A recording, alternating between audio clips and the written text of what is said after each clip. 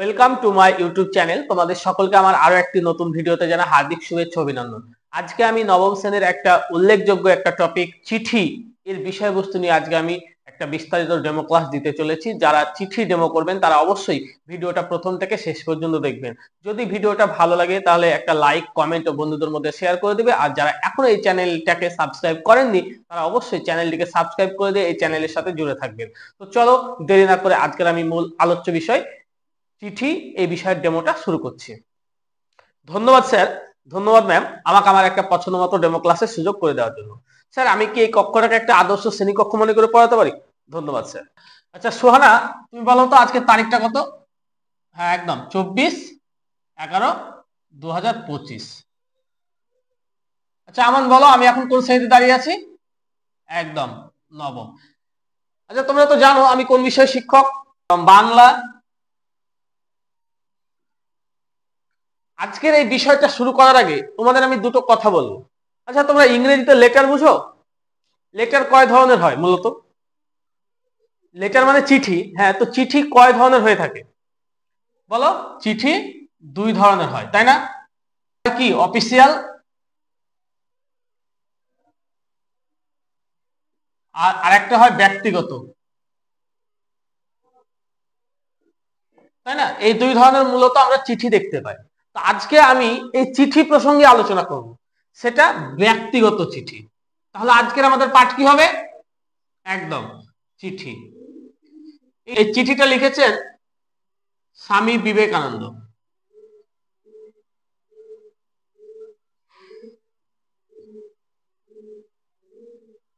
তাহলে এবার দেখো তো, এই যে স্বামী বিবেকানন্দ এটা লিখেছেন, এটার উৎস কোথায় হচ্ছে? বাণী ও রচনা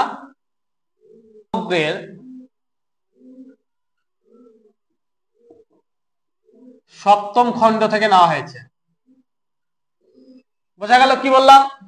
এবার এই যে চিঠিটা এই বিবেকানন্দ লিখেছিলেন, জায়গাটা হচ্ছে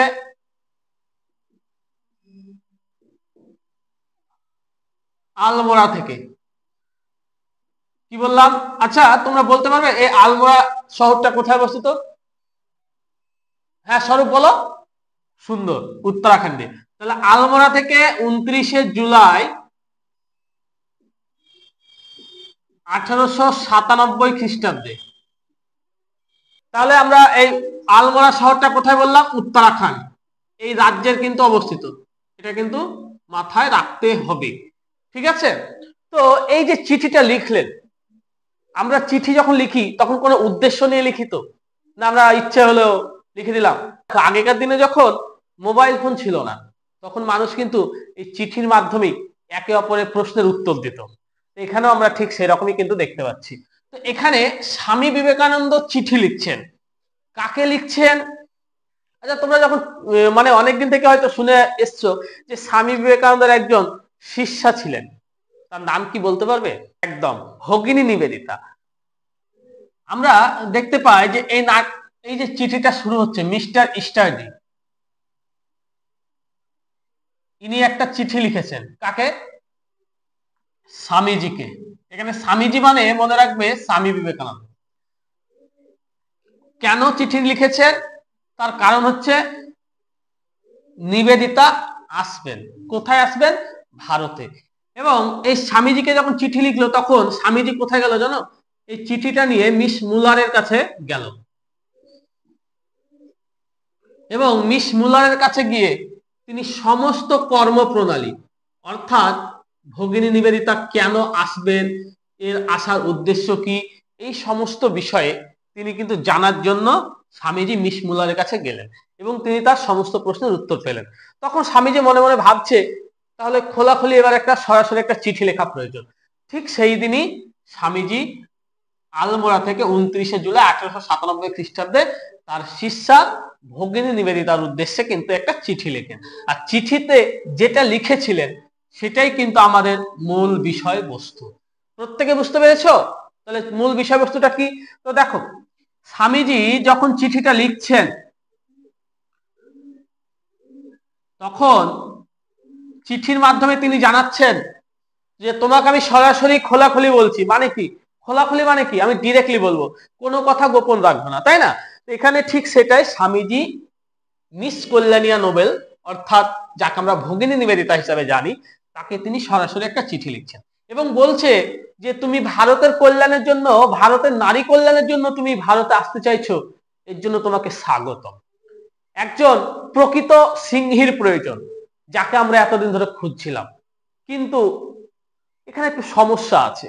সমস্যাটা কি? সমস্যাটা হচ্ছে আমাদের এই যে ভারতবর্ষ রয়েছে, এই ভারত কিন্তু তোমাদের ইউরোপীয় কান্ট্রির মতো কিন্তু অতটা সচ্ছল না। তুমি যখন আমাদের এখানে আসবে, তো এসে দেখতে পাবে যে ভারতের মানুষরা কুসংস্কার, দাসত্ব, শিক্ষা দীক্ষা নেই, তারপরে তোমাকে ওরা অর্ধলঙ্গ নারী মনে করবে। তুমি যখন এখানে আসবে তোমার বিরক্ত হতে পারে। এবার তুমি তো এখানে যখন আসলে, এখানকার আবহাওয়া আর তোমাদের ওখানকার আবহাওয়ার মধ্যে কিন্তু অনেকটা ফারাক, তাই না? তার মানে আমাদের এখানকার যেটা শীত, সেটা ওদের ওখানকার গরমের মতো, তার মানে ভেবে নাও। আর আমাদের দক্ষিণ দিকে তো আগুনের হলকা সবসময় চলছে। তাহলে এইরকম একটা জায়গায় আসার আগে তোমার একটু ভাবনা চিন্তা করা দরকার। তবুও যদি তোমার মনে হয় যে তুমি ভারতের কল্যাণের জন্য আসবে, তোমাকে আবারও বলছি স্বাগতম।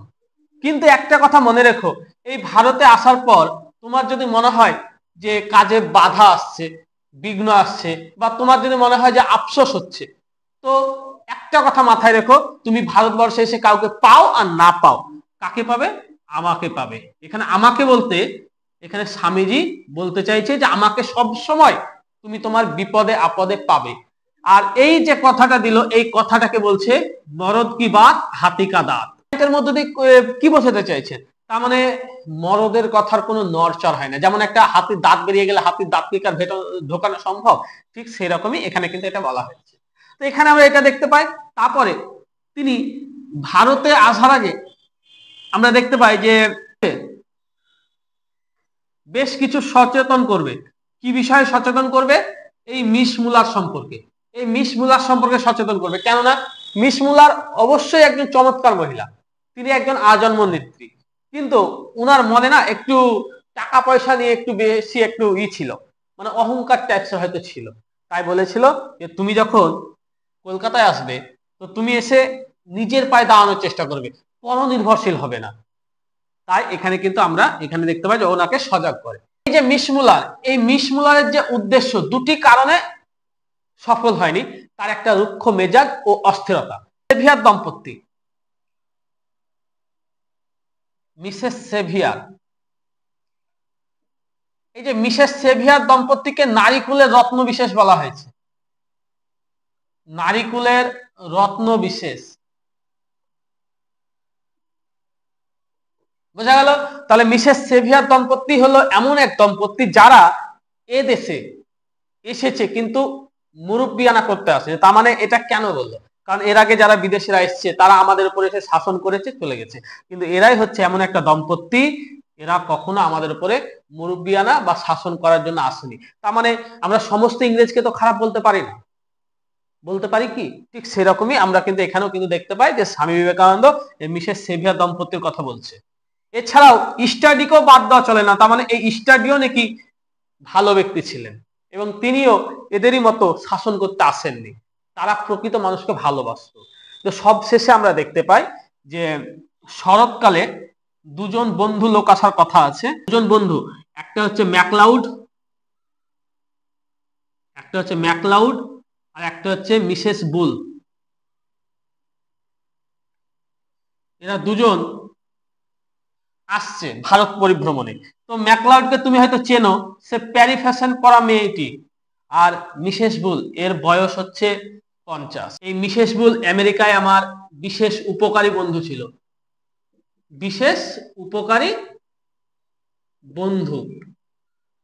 তো তুমি পারলে তাদের সঙ্গে একা তুমি এই যে আসবে, তো তুমি পারলে পারে এদের সাথে আসার চেষ্টা করো, তাহলে তোমার এই যে পথের একঘেয়েমি সেটা দূর হবে। এখন তুমি ধরে নাও বলছো যে আমি বিদেশ যাব, বিদেশে তুমি যদি একা একা যাও একটা অস্বস্তি ফিল হতে পারে। দেখো, ভ্রমণ করতে গেলে অন্ততপক্ষে 2-3 জন সঙ্গী থাকা দরকার, না হলে ভ্রমণ কিন্তু সার্থক হবে না। তুমি একা একা যদি ভ্রমণে বেরো, সার্থক হবে?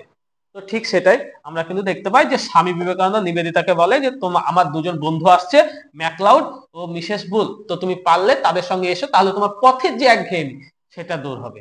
আর সবশেষে স্বামীজি চিঠির মাধ্যমে জানায়, মিস্টার স্টাডির যে চিঠিটা লিখেছিল, তো সেখানে আমরা দেখতে পাই যে লন্ডনের কাজ পণ্ড হয়ে গেছে। এই বিষয়টা পড়ে স্বামীজি অনেক হতাশ হয়েছেন, এই ব্যাপারটা কিন্তু আমরা দেখতে পাই।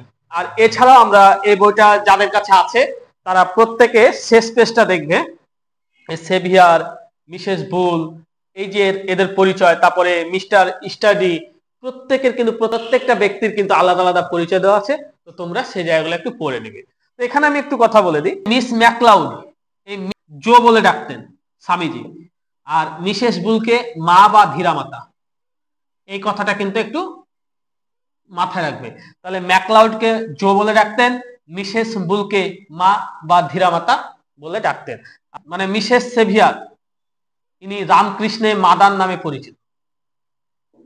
বোঝা গেল কি বললাম? তাহলে এদের প্রত্যেকটা চরিত্র সম্পর্কে শেষ পেজে আলোচনা করা আছে, তোমরা একটু বিষয়টা দেখে নিতে পারো। ঠিক আছে, হয়তো একটু ডেমোটা বড় হয়ে গেল পুরো বিষয়টা কভার করতে গিয়ে। যদি ভিডিওটা যদি তোমাদের ভালো লাগে তাহলে অবশ্যই একটা লাইক, কমেন্টস ও বন্ধুদের মধ্যে শেয়ার করে দেবে। আর পরবর্তী তোমাদের কোন ভিডিও লাগবে সেটা অবশ্যই কমেন্ট করে জানাবে। আজকের মতো এটুকুই, দেখা হচ্ছে পরবর্তী কোনো ভিডিওতে। ধন্যবাদ।